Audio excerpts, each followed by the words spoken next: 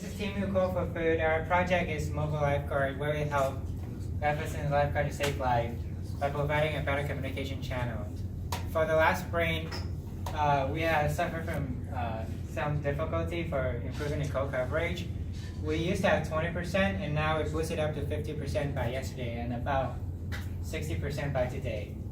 So for the UI team, we have improvement on ocean harsher disturbing form for those two, and they are working on adding S3 functionality to it too, which means uploading photo and downloading photo. You see two buttons there. For other UI stuff, we have notification. Yeah. So it was just that.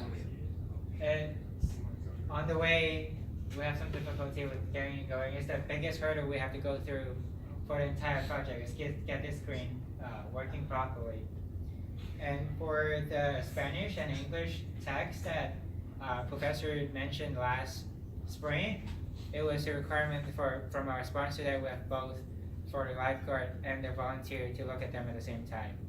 We might be able to improve it later, but for now, that's not our concern. For the database team, Jan really is able to see it working because it's just in testing stages where data is actually starting to get from the database into the application with some API called ELI session that is actually working right now. For that, the API is working, but it's needed a lot of work to get the actual requirement in and out. For now, we just have the one sample test case that tested it. For S3, yeah, the picture is being added to other forms as well.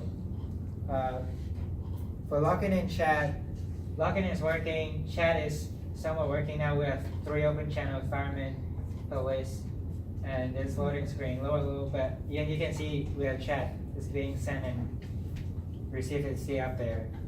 So in progress task, for the UI team, we will continue to work on unit testing and refactoring the code to make it testable. And there's a little bit of challenge for them to use the UI session, for it being an asynchronous task that it poses some sort of challenge to them. And for the database team, we need to expand the function of the API, make it fulfill all the requirements that is needed by a sponsor. And that was the next goal for us. And S3, we have trouble implementing all the testing for S3. We need to understand research on how to mock it, so make it also testable. And for login in chat, we need to work on code coverage a lot on it, because it involves a lot of dependencies with a lot of different stuff outside that we cannot just, we don't own, so we have to have a lot of work on it and how to mock it.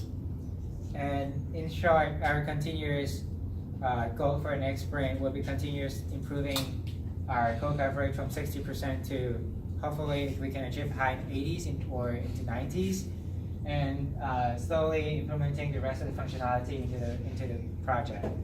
And for the code coverage part, yeah, so as you can see, the UI part is mostly have something tested about 50 on average. For some of the view controller, you can see even 100%. And the problem we have here is that the fireman chat view controllers or other chat related stuff, that they have a lot of code in it, but we still haven't been able to figure out a proper way to test it. So our coverage is kind of get dragged down by that. And on top of that, we're having an issue with the professor that mentioned. We are using duplicate code in the chats. So we went through some refactoring recently, and about 140 lines of that is being removed.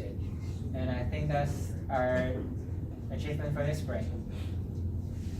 I think yes, that's it, right? Yeah, that's it for our team. That's it. That's it. Okay, thank you.